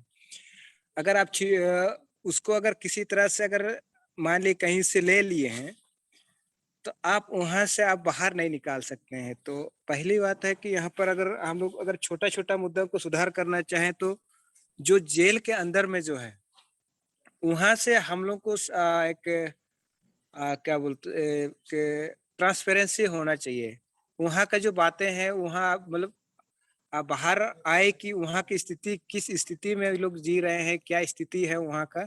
अगर ये चीज अगर बाहर आ जाते हैं तो हमको लगता है कि बाहर से जो भी है हम लोग कर सकते हैं वो हो पाएगा। जैसे अभी आप बोल रहे थे कि ये जो हमारे तिहाड़ जेल जो है एशिया के सबसे बेस्ट जेल है, तो वहाँ हो सकता है कि जिस तरह से कुछ ऑर्गेनाइजेशन को वहाँ पर अलाउड है, उसी तरह से सभी जेलों में अगर अलाउड होते यहाँ पर, तो यहाँ तक कि आप किसी पुलिसकर्मी को भी मतलब बात करने का अलाउड नहीं है। पुलिसकर्मी से तो नहीं, आपस में बात करने तक का अलाउड नहीं है कि अगर आप उस तरह का कुछ करते हैं, जैसे कि अगर चिट्ठी लिखना है बोलेंगे, अगर उस तरह का अगर आपको पता चल जाता है किसी सिपाही को या कोई वहाँ का जमादार को या कोई किसी को पता चलता है, तो आपको एक दूसरे को मतलब बात करने तक नहीं देते हैं कि लोग इस तरह की बातें कर रहे हैं। तो एक बार हम लोग उस संबंध में वहां से 3-4 बार पेपर के लिए हम लोग आवेदन किए कि हम लोग का जो एक चिट्ठी लिखना है बाहर मतलब कि देना है, आप लोग दीजिए। जेलर साहब से भी बात किए हैं तो वो हम लोग को दिया तक नहीं है, यहाँ पर नहीं होता है ये सब, आप लोग ये सब मत कीजिएगा बोला है। तो ये सब चीज है कि जो अंदर की चीजें हैं वो सब चीज बाहर नहीं नहीं आ पाते हैं, इसीलिए जेलों की स्थिति शायद उस तरह से है। और रही बात, अभी थोड़ा सा मेरा बात छूट गया था कि यहाँ का जो एक टीबी पेशेंट है, टीबी पेशेंट लोग के लिए जो स्पेशल व्यवस्था है, जो उन लोग को हर दिन उन लोग का मतलब कि एक मटन देना है या जो भी मैनुअल है उन लोग का, वो चीज प्रॉपरली उन लोग को नहीं दिया जाता है। उसका जब हम लोग यहाँ आके पता किए, मतलब आरटीआई तो नहीं दिए, लेकिन जो बाहर से जो है कि निकले हैं, जो सिपाही थे वहाँ जो काम करते थे, उन लोग से पता चला कि उसका जो है कि वो आते हैं लेकिन उसका ब्लैक मार्केटिंग हो जाते हैं। ये सब चीज भी है कि वहाँ पर जो है उन लोग का जो शायद टीबी पेशेंट के लिए उन लोग का अलग से एक वार्ड बना हुआ है, उन लोग के लिए जो मैनुअल अलग से आता है, अच्छा सा खाना देना है, जबकि उन लोग को वही खाना खिलाया जाता है, जो काफी सोचने वाली बात है। तो मेरा सिर्फ तो यही है कि अगर जो बाहर की चीजें हैं, बाहर का जो स्थिति है, अगर या तो जर्नलिज्म को अलाउ किया जाए कि या किसी एक खास मौके पर किसी से बात करने का, तो आपको पेरेंट्स पेरेंट्स से भी ज्यादा नहीं बात करवाया जाता है। तो यही है।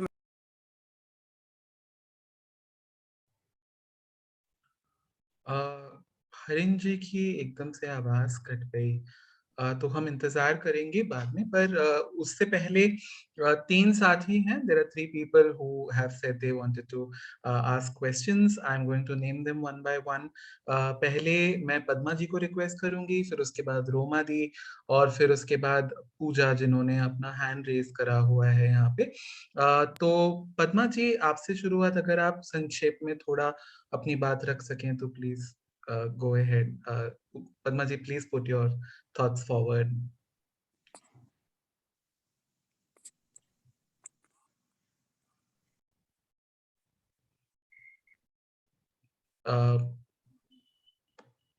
पद्मा जी, आप हैं यहाँ पे?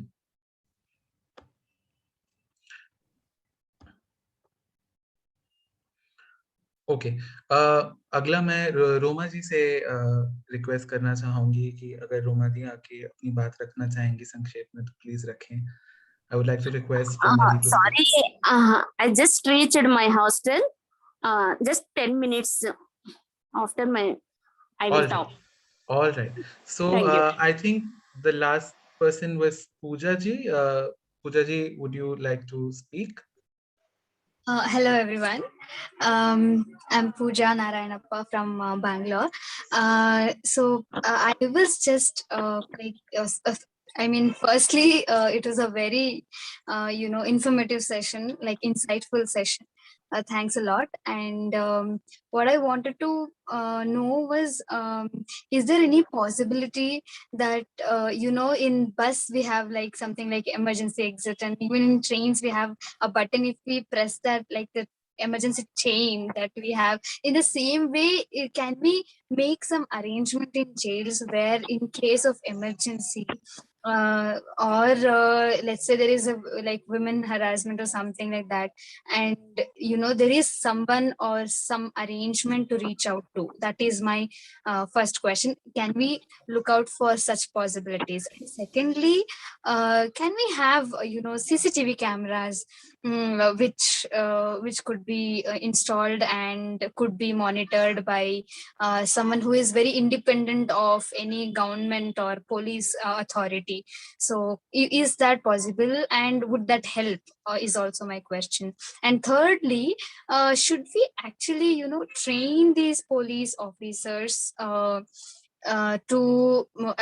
regarding, like, maybe we have to a little more educate them about human rights, because I don't know, they might actually, it is something basic that I feel they're supposed to have it even before they become any prison officer. But in case, like, we know that they are not following it, so maybe they once in a while, once in 6 months or 3 months, do they require such training sessions or counseling sessions or anything of that sort, which might bring an eventual change? What are the So I've given 3 proposals here, and I want to know if they will work out, and also like, what are the possibilities? Thanks a lot. Thank you. मैं एक बार थोड़ा सा अनुवाद करने की कोशिश करूंगी इसका। पहला सवाल इन्होंने ये पूछा कि क्या ये हो सकता है कि जो लोग प्रिजन्स में हैं, कहीं पे उनके ऊपर हिंसा होने पर या फिर कोई ऐसे सिचुएशन में कोई ऐसा एक इमरजेंसी बटन जैसे रहता है मेट्रोज में, जैसा रहता है ट्रेनों में, वैसा कुछ रह सकता है जहाँ पे सूचित हो सके प्रॉपर अथॉरिटीज की ऐसा कुछ हो रहा है यहाँ पे। वो पहला सवाल था। दूसरा ये था कि क्या प्रिजन्स के अंदर सीसीटीवी कैमरास की सुविधा प्रोवाइड करने पर कोई सुधार हो सकता है क्या, और उसको अगर कोई इंडिपेंडेंट अथॉरिटी, पुलिस, प्रिजन और जुडिशरी के अलावा इंडिपेंडेंट अथॉरिटी अगर उसको मॉनिटर करे तो क्या ये हो सकता है कि हम अकाउंटेबिलिटी या जवाबदारी ज्यादा पाएं।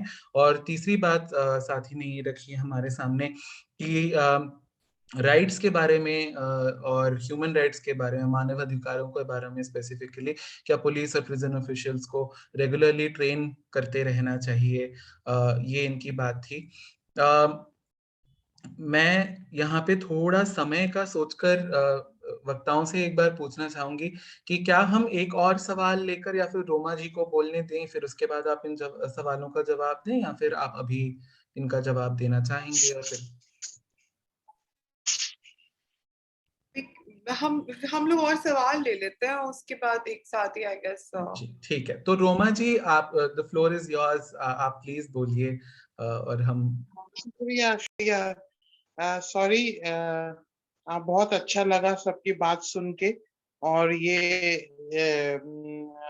मैं जो हाँ, मेरी आवाज आ रही है? आवाज कट रही है, आवाज आ रही है? थोड़ी कट रही है लेकिन आ रही है, अभी आ रही है। हाँ, मैं जो है, मैं खुद जो है एक आदिवासी इलाके में, हेलो, आ रही है आवाज? हाँ, खुद एक आदिवासी इलाके में काम करती है। आपको यंग लोगों को जेल में जिस तरह से डाला है, बहुत ये तो जो है एक बड़ा नॉर्मल फिनोमेना है इस देश का। जो है असली लोग जेल में है, क्रिमिनल लोग बाहर है, और ये एक आम बात है। जेलों में देखा जाए तो क्रिमिनल्स तो नहीं है, लेकिन जो आम मजदूर लोग हैं, वो जो बेगुनाह लोग हैं, वो ट्रायल्स अंडर ट्रायल्स के रूप में 90% अंडर ट्रायल्स हैं। और ऐसे ही मैं भी 2 बार जेल में गई हूँ, 2007 में और 2015 में। मैं तो आदिवासी इलाके में फॉरेस्ट राइट पे काम करती हूँ, और बड़ी विडंबना है कि फॉरेस्ट राइट एक्ट को लागू करने के लिए जो आंदोलन कर रहे थे उसमें गए, खैर वो अलग बात है। लेकिन जो जेलों की परिस्थिति है वो बिल्कुल इन्होंने अभी भी सबने साथियों ने जो बताया बहुत ही है। मैं मिर्जापुर जेल में थी, और ज्यादातर जो ऐसे इलाके हैं जो फॉरेस्ट इलाके हैं उनमें जो है बहुत ज्यादा परिस्थितियां खराब है। और वहां पर नक्सलाइट के नाम पर उनको जो है जेलों में आदिवासियों को ठूस ठूस के रखा हुआ है। महिला बैरक में महिला बैरक में जो है 30 की कैपेसिटी थी, तो 100 महिलाएं उसके अंदर ठूस रखी थी। और मैंने कंपैरिजन किया कि 2007 में जब हम गए थे और 2015 में, तो उस समय महिलाएं फिर भी कम जाती थी जेलों के अंदर। और उसके बाद जो है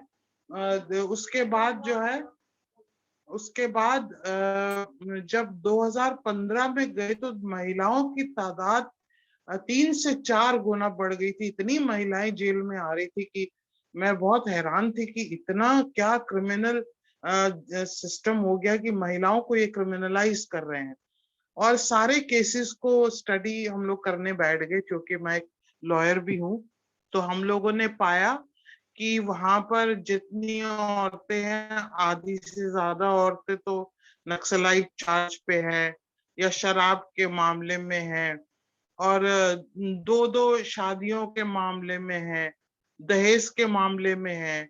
तो जो है वो कोई भी मामला है, औरतों को जिस तरह से लाके ठूस रहे हैं जेलों के अंदर, वो एक बहुत बड़ा वो था। और दूसरी बात, स्कूल नहीं, बच्चे छोटे छोटे बच्चों के साथ महिलाएं आ रही हैं, और कई कई सजायाफ्ता औरतें हैं जिनको जैसे बताया भी साथी ने कि 5-5, 6-6, 7-7 साल उनको देखने वाला नहीं, उनके केसेस फ्रेम नहीं हुए हैं, उनको जेल से रिहा नहीं किया गया है। ऐसे ऐसे हालात में उनके साथ बच्चे हैं। जैसे नक्सलाइट चार्जेस में औरतें कई तो आई प्रेग्नेंट होके, उनमें से जो है बहुत सारी औरतों को जो है प्रेगनेंसी में पकड़ के लेकर आए, और उनके ऊपर कोई वो नहीं है। तो उनके जो है हालात हम लोगों ने जब उसको डॉक्यूमेंट करना शुरू किया, तो उसमें जो है ये सारी बातें आई, और बच्चे जेलों में पैदा हो गए, वहीं पल रहे हैं, लेकिन कोई स्कूलों की कोई व्यवस्था नहीं थी। तो 2007 में हम लोगों ने बड़ा हल्ला मचाया कि अंदर स्कूल होना चाहिए, और वो तो हालत ही बहुत खराब थी, जर्जर पॉलिटिकल प्रिजनर का तो नाम ही नहीं है। कोई किताब कागज देने को तैयार नहीं है, बड़ी मुश्किल से कागज के लिए वो करना पड़ता था। और खैर मैंने वहां पर जेल में जो महिला पुलिस होती है उनको, और वो सब सभी करते हैं, पैसे वैसे दे के हम लोगों ने कागज के जत्थे मंगवा कर हम लोग बहुत रिपोर्ट्स लिखना शुरू किया, सबकी कहानियां लिखना शुरू किया, उसको बाहर पहुंचाना शुरू किया। तो उससे जो है बच्चों को पढ़ाना शुरू किया। तो इससे जो है उसके बाद कुछ जेलर भी ठीक था, तो उसने आके हमने कहा कि कम से कम बच्चों के लिए आप स्कूल की व्यवस्था करिए, कॉपी किताबों की व्यवस्था करिए, ताकि वो इस तरह से जेल के अंदर ना रह जाए अनपढ़। एक बच्चा था जो वहीं पैदा हुआ, जिसने बाहरी दुनिया ही नहीं देखी थी। दिवाली के टाइम था जिस समय मैं जेल में थी, पटाखे बज रहे थे, वो इतना डर डर के जो है अपनी माँ के पास आ रहा था कि उसको समझ नहीं आ रहा था ये धमाके क्यों हो रहे हैं। और दिवाली में तो बच्चे बहुत मजे करते हैं, उसे उस दिवाली में इतना डर और भय था उसके अंदर। उस बच्चे को देखकर मैं हैरान थी बिल्कुल। और उसकी तमन्ना ये थी, वो जेल हम लोग मैंने लड़ झगड़ के हम लोगों ने कुर्सी मंगवाई, कुर्सी नहीं थी, बैठा नहीं जाता था, लिखा नहीं जाता था, तो एक बड़ी कुर्सी आई। तो वो कुर्सी पे रोज बैठ के खूब खेलता था। तो उसको लगा कि ये जेलर ने भिजवाई है कुर्सी, तो उसकी तमन्ना यही थी कि मैं बड़ा होके जेलर बनूंगा। उसने और कोई दुनिया ही नहीं देखी है, तो उसके मन में वही सब बातें थी। और औरतों के लिए कोई मेडिकल फैसिलिटी नहीं, कोई कुछ नहीं है। प्रेग्नेंट औरतें 9-9 महीने औरतों की प्रेगनेंसी को पकड़ के लेकर आ रहे हैं, और उनको कोई जेल में डिलीवरी कराने की, और कितने ट्रिवियल मैटर्स छोटे छोटे, कि वो दूसरा पति है, उसने उसको उठा के बॉम्बे से एक महिला को पकड़ के लाए, प्रेगनेंसी उसकी पूरी थी, 9 महीने की प्रेगनेंसी थी। तो हाँ, उसके साथ जो है वो जो है उसके साथ इतनी सारी प्रॉब्लम्स होती थी, लेकिन उसको कोई मेडिकल फैसिलिटी नहीं थी, कुछ भी नहीं थी। तो इस तरह की जो है घटनाएं बहुत जबरदस्त, और दयानी अपना केस तो हम भूल ही जाते हैं कि वहां जाके जेलों में क्या हाल है। बेसिकली सिर्फ कमाई का एक साधन है। जो क्रिमिनल्स हैं, बड़े लोग हैं, वो लोग आराम से जी रहे थे उन जेलों में, उनकी एक्सेस थी, फोन मोबाइल्स उनके पास थे, सब कुछ थे।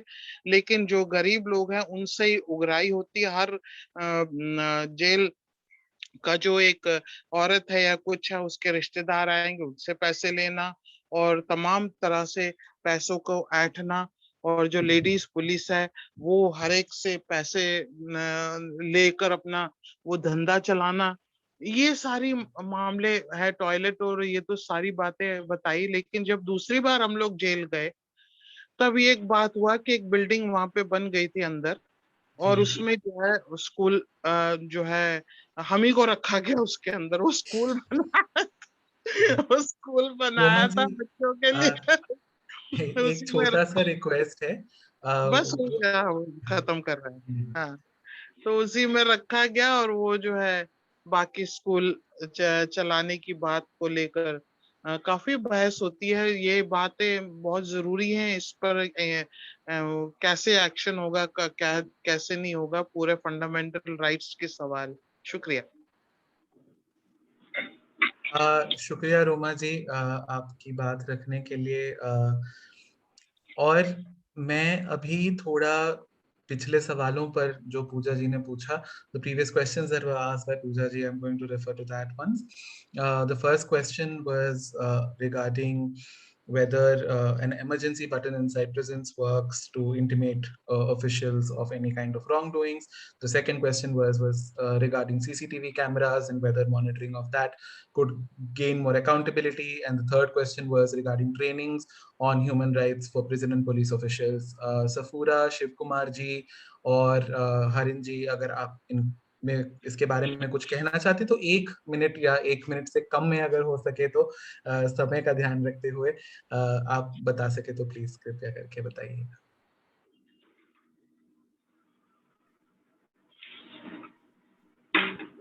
Yeah, hi. So, sorry, I'll just switch on my video. Yeah.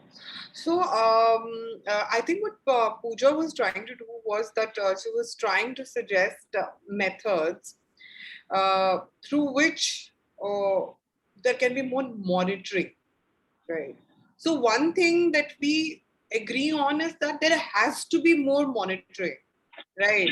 So, and how it can be done, I mean, I think Pooja has suggested few ways they can be looked at, and but I feel the CCTV. So in Tihar, we had CCTV, but again, they were controlled by the prison officials only, and so it also it also gives them more eyes to kind of keep looking at you and invading into your personal space, right? So especially in the women's jail, where you want to maybe wear whatever you want to and roam around it however way which you want to, but you always have to bear in mind that you are in public glare. So there is already this you have no privacy whatsoever. So even at night you have to keep the light switched on, otherwise you cannot sleep. So I had migraine. That was a major issue for me. I couldn't sleep with the light on. There are no doors. The hot air can come in, cold air also comes. It's extremely hot in summers, extremely cold in winters. So already you are like under a lot of public glare with absolutely no privacy. So the little bit of the personal space, I would say, even a collective space that you have will an outsider will be able to look at you at all the times. I think that idea, especially for women, I don't think many would be comfortable with that. I mean, of course it can be explored and talked about how the other ways that can be done. So I mean, I agree. I mean, what we are all trying to do is that we are trying to find ways in which we can have more eyes for we can get more information about the prison, and there needs to be a layer in between which can actually overlook the implementation of whatever there is, especially in the prison manual, because I tried to access the prison manual, I couldn't. Okay, so I had to only rely on my lawyer. I even spoke to him only 3 times through my entire incarceration. So although I was educated, I could read the prison manual, still I could not access it. Okay? But all of these things, the main problem is obviously the implementation problem. But first we need to accept that all of these things are not implemented. There is a problem and it needs to be addressed. That is what is not happening, and I feel that is the first step towards improving the condition. Yeah, I'll leave it at that. I'm sorry for being this smart. अच्छा, तो आपकी कही हुई बात का मैं बहुत तुरंत थोड़ा अनुवाद कर देती हूँ. सफूरा जी ये कह रही थी basically, Pooja, I'm sure you understood it because it was in English. I'll just translate it to a certain extent. And वो ये है कि प्रिजन में कहीं ना कहीं से एक बाहरी दबाव रहना, या फिर एक ऐसा दबाव रहना जहां पे वहां की परिस्थितियों का संवेक्षण करने के लिए कोई रहे, या फिर मॉनिटर करने के लिए कोई रहे, इस बात को सफूरा जी ने उस बात के बारे में सफूरा जी ने बात करी. लेकिन वो ये भी कह रही हैं कि अगर सीसीटीवी कैमरा वगैरह का प्रयोग करते हैं तो ये हो सकता है कि ऑलरेडी एक बहुत हर किसी के व्यू में रहने वाले प्रिजनर्स, जो वहां पे प्रिजन ऑफिशियल्स हैं, जो जेलर वगैरह हैं, वो भी कंटिन्यूअसली आपकी हर हरकत पर नजर रख रहे हैं. और उसके साथ साथ अगर सीसीटीवी कैमरास वगैरह भी रहेंगे तो मतलब एक सांस लेने में भाई झिझक टाइप फील हो सकता है कुछ लोगों को. और वो एक दिक्कत है कि हर एक क्षण आपकी जिंदगी का अगर बहुत सारे लोग देख पा रहे हैं तो वो वैसे जीने में एक झिझक होती है, और वो सफूरा जी उसके बारे में बता रही थी यहाँ पे. तो अभी actually I want to go forward and give everybody 2 minutes to sum up. मैं चाहती हूँ कि हर जो हमारे वक्ता हैं जिन्होंने बात करी, शिव कुमार जी, हरिन जी, सफूरा जी, आप अपनी अपनी बात को 2-2 मिनट में संक्षेप में जितना हमारी बात आज हुई उसके बारे में सामने रखें.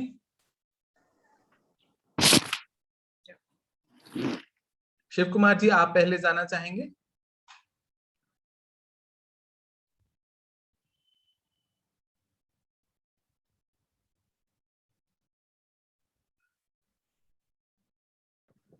बोलने दो सुफ्रा को, कोई नहीं, आप कहिए ना प्लीज. मैं बहुत बोल रही हूँ. कोई नहीं.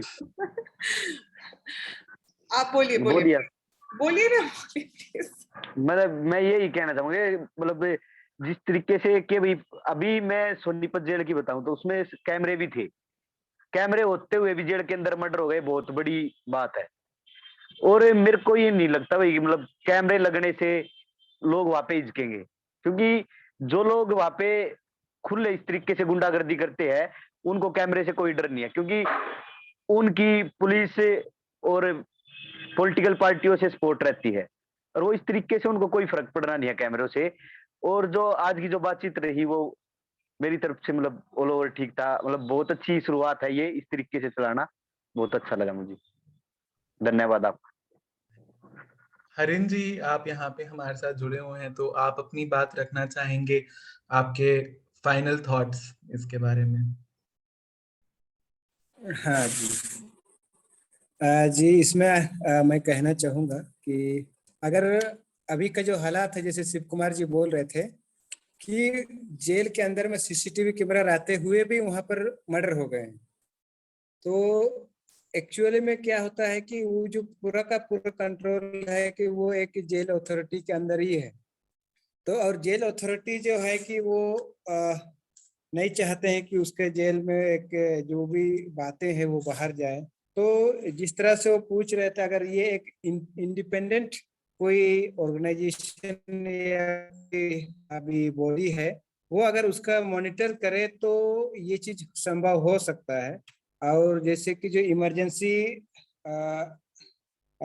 इमरजेंसी जो बटन की बात हो रहा है किसी भी चीज के लिए, मतलब जेल के अंदर में, तो हमको नहीं लगता है कि वो चीज संभव हो सकता है, क्योंकि पूरा का पूरा जो कंट्रोल है वो जेल के अंदर है, और जेल और जो भी वहां पर है सबका मिली भगत रहता है। तो मेरे ख्याल से ये चीज संभव नहीं। लेकिन अगर सीसीटीवी का जो मामला है, अगर वो एक कोई इंडिपेंडेंट ऑर्गेनाइजेशन अगर उसको ये करते हैं तो कुछ हो सकता है। जी, थैंक यू हरिन जी। सफूरा जी, आपसे विनती है, concluding remarks. Yeah, concluding remarks, I'll be very brief. There are 2-3 things. First thing is that we need more intervention in jails.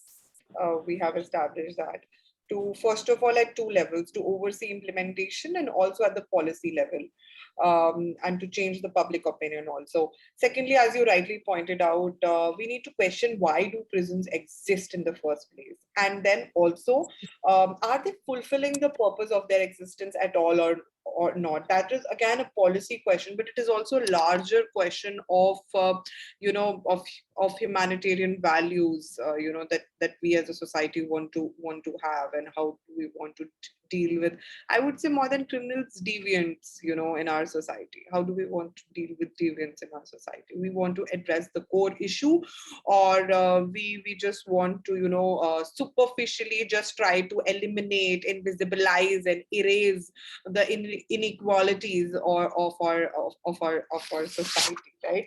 And third important thing with respect to women's prison, what I would want to say is that the entire construct of the prison again has been from the male gaze, and the concerns of the women are just simply not incorporated at every level and every step. The moment that you enter the jail, there is a body strip search that happens, again from a very, very masculine perspective. I mean, men don't a man would not feel the same way as a woman during a prison strip search, because we are obviously socialized in different ways. So it is, for me, it was very humiliating. It was shocking. It was traumatic. So that at the very first step, throughout the whole process of the incarceration, the whole experience of the incarceration, you fight an extremely, you are faced with an extremely patriarchal system, right? And that just does not concern your, addresses your concerns at all. Fourthly, with regards to reproductive rights, again, the main problem with the women prison obviously is that, women, they have kids, they nurture, right? So, I mean, if a man is inside, I think, I mean, as a woman, the family, they run the family, but I think if a woman is inside, the entire family is suffering and only suffering. There is nobody to take care of the kids, and if the kids are put inside the prisons, I mean, the situation is even deplorable without education and the kind of atmosphere that they see, it would scar them for life, right? So we are producing more scarred people. I mean, it's not addressing this problem at all, right? Secondly, women. I mean, I knew so many women who were there since 6-7 years, and they wanted to have a family, but time was running out for them. So we don't, although you're supposed to have conjugal rights and all of that, but in practice, where is it? Nowhere. It's zero. So basically, I, as a woman, just because I have been charged with a crime, I am under trial, I'm going through a trial, and it's not, the trial is not happening because the failure of the system, you know, the legal system, which is very slow. I have to bear the brunt of it, even though I am innocent, even though tomorrow I'm acquitted. You cannot give me that time. And again, there is no accountability for it also. That is one of the, I feel that is one of the major reasons for you know, the injustices, that the grave injustices that, you know, continue to happen, because nobody has to answer for why I was arrested in the first place, why my trial did not happen on time. You know, all of these things are there. So again, my reproductive rights are taken for me. For a woman, I feel that is very basic. It is as good as a human right, right? So if you're denying me my human rights, then I mean that is not going to help in any way, right? As in the prison, as a correctional facility, you strip people of their rights and dignity. You're not going to correct the society or the person, right? So these are a few things that I would like to rest my case with. जी, थोड़ा अनुवाद करना चाहूंगी मैं इसका हिंदी में। सफूरा जी ने पहली बात ये करी कि जो कारागृह हैं, जो प्रिजन्स हैं, उसके ऊपर ज्यादा हमें ध्यान देने की, एक सोसाइटी की तरह, आंदोलनों की तरह और कम्युनिटीज की तरह ध्यान देने की जरूरत है, और हमें कंटिन्यूसली प्रिजन्स को मॉनिटर करने की जरूरत है, उनके ऊपर सर्वेक्षण रखने की हमें जरूरत है लोगों की तरह। दूसरी बात उन्होंने ये कही है कि जैसे मैंने भी स्टार्टिंग में कहा था कि जो प्रिजन है उसको एक मेल पर्सपेक्टिव में ही बनाया गया है, जो एक कैदी है उसको एक मेल ही इमेजिन करा गया है।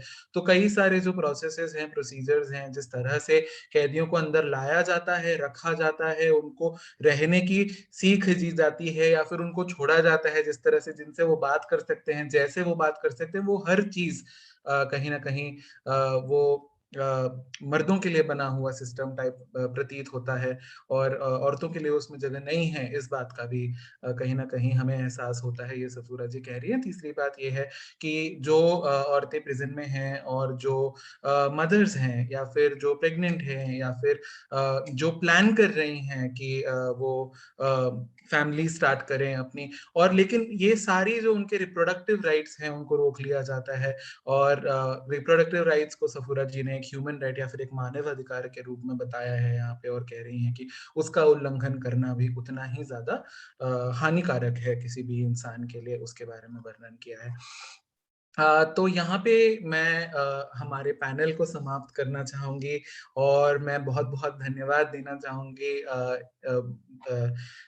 शिव कुमार जी का, सफूरा जी का, हारिन जी का, कि उन्होंने अपनी अपनी बात रखी, उन सारे साथियों का जिन्होंने अपनी अपनी बात रखी, सवाल पूछे और एंगेज करा इस प्लेटफॉर्म पे, उन सारे युवा साथियों का जिन्होंने ये ऑर्गेनाइज करा, उन सबके नाम मैं चाहे नहीं बोल पाऊँ, लेकिन NAPM के सारे वो साथी जिन्होंने इसके पीछे अपनी मेहनत लगाई और इस कार्यक्रम को करवाया, उनको बहुत बहुत धन्यवाद। और यहाँ पे ये बोलते हुए मैं अपनी बात रखना चाहूंगी, और ओवर टू यू राही और बाकी जो ऑर्गेनाइजर्स हैं, over to you. Thank you so much for giving me this opportunity.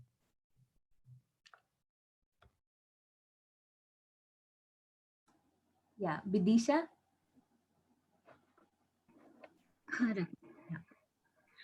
Sai, I must say it was very beautifully moderated by you and even translated by you. And for me, it was a very, very good, and for me also, it was a very enriching discussion to hear, I mean, detailed, such nuanced perspectives from, you know, Harin and from Shiv also. So thank you so much for having me here, actually.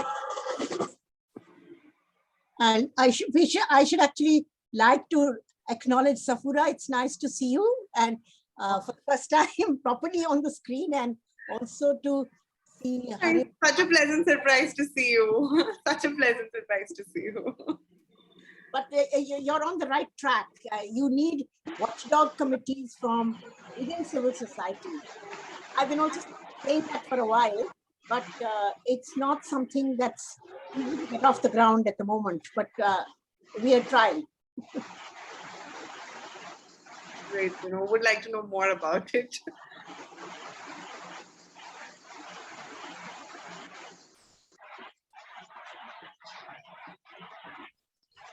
Rahi ji, over to you. Vidisha ji कुछ कहना चाह रही हैं शायद, तो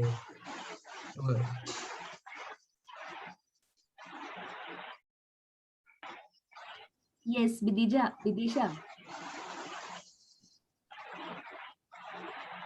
hello, आवाज आ रही है मेरी? जी। हाँ जी।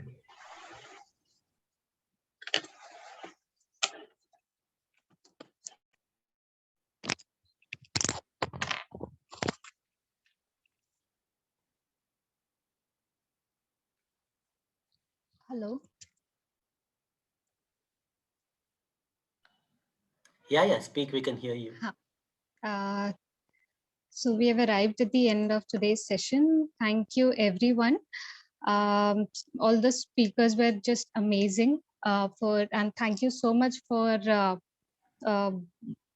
talking about your experiences, about all that you have analyzed after having the difficult stay at the prisons in difficult conditions. Shiv Kumar, हारीन, Safura, सभी को बहुत बहुत शुक्रिया.